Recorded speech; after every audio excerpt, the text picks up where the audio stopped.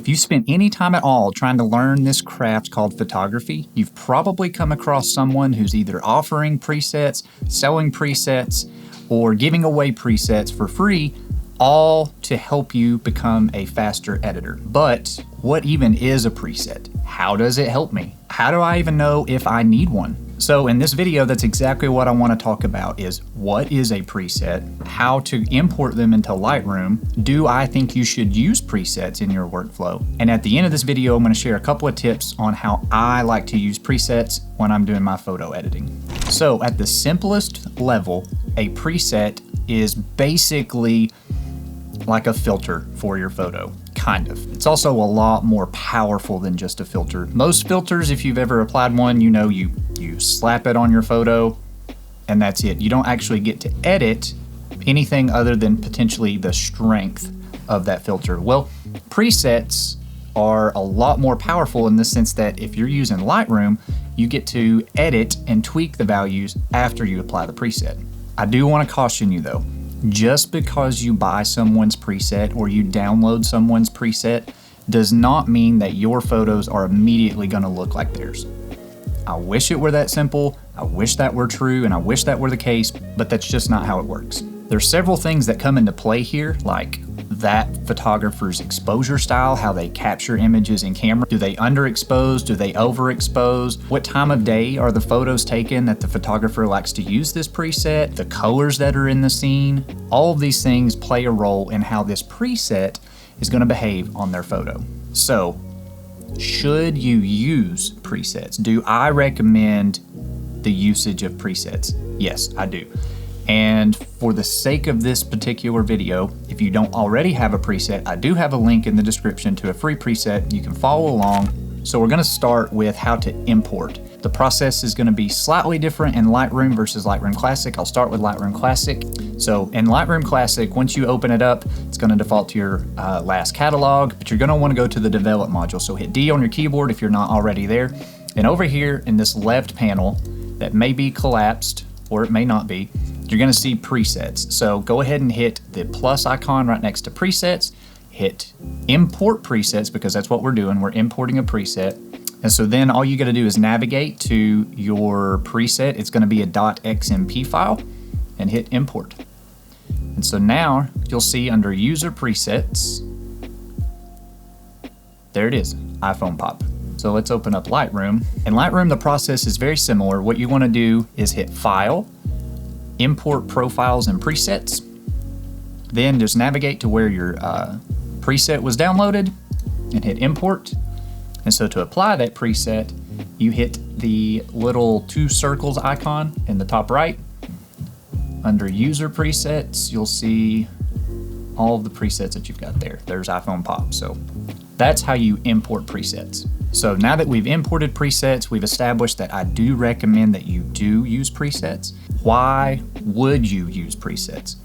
Well, presets are a great starting point, and I want to emphasize starting point. It's very, very rare, even once you start to create your own presets as you get a little further in your photography journey, that a preset is going to always be a single one-click solution. Every time that I apply a preset, even the ones that I've created for my clients, for my personal photography, is still a starting point, and there's still work to do after I've applied that preset to really get that image to how I envisioned it. Okay, so at the beginning of this video, I stated I was going to share a few tips how I like to use presets when I'm doing my photo editing. So now that I've got Lightroom Classic open, I want to show you a preset that I have created for this client. We've shot their social media content for 3 years. We've got a very consistent look on their grid, and it took a little while to develop this, but now it's super easy, and I can just apply these presets to help me with the editing process. But gym is called Star Fitness, so that's what I've called this preset.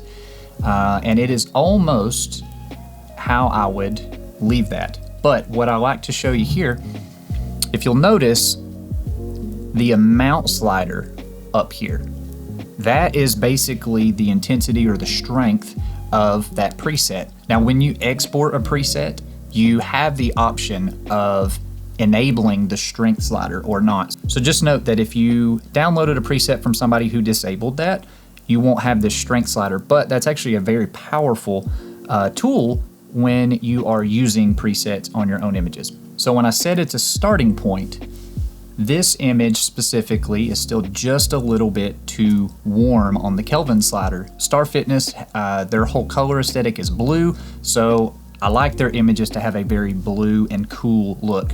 So I will usually take the white balance down just a bit. I wanted to change the exposure there.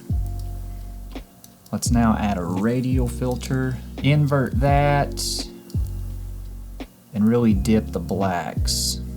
That's a trick that I like to do.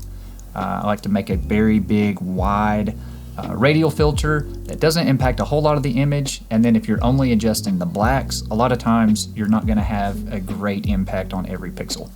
And just like any other preset, when you apply it, you get the preset, the predetermined values on all of your editing options. So that's why it's so much more powerful than just a filter. So from here, my preset takes the highlights to -71, but if this image needed more or less, you can tweak that. So again, just realize that presets are starting points. However, they can greatly improve the consistency of your photos. And I really think that's when you start to take the next step in your photography, is when you edit a set of images or you deliver a set of images to a client. Say that's 15, 20 images, the set looks cohesive. When I first started out, my sets were not consistent. So that's where presets come into play that can help you start and have a great consistent starting point. How do I use presets in my workflow? When I get back from a shoot, I back up my photos onto an external hard drive. Now I've started my catalog. I find a preset that looks good on the first image. From there, what I will do is tweak that image. I will take the settings from that first image, copy them, and paste them to the rest of the images. So by giving myself a great starting point, and then by copying and pasting those settings, I've already started a very consistent look for that whole set. Honestly, at this point, I don't know if I made a bit of sense, but in the event that you found this video helpful, consider subscribing. You don't have to. Truly, you don't have to. That is completely up to you. I will not force you to, but I would greatly appreciate it if you did. But if you happen to have any questions about anything that I talked about in this video or possibly didn't talk about, reach out to me. I read all of the comments on my videos, and I really enjoy chatting with you guys and learning what you're going through, learning what you're struggling with, because my whole thing is I want to help beginner photographers grow and get better. Keep shooting, and we'll catch you guys in the next one. I'd also like to challenge you in that you are the only person who can photograph like you. So while it may be fun to emulate a photographer or to draw inspiration from a photographer's editing style, I would challenge you to start developing your own style, because only you can be you.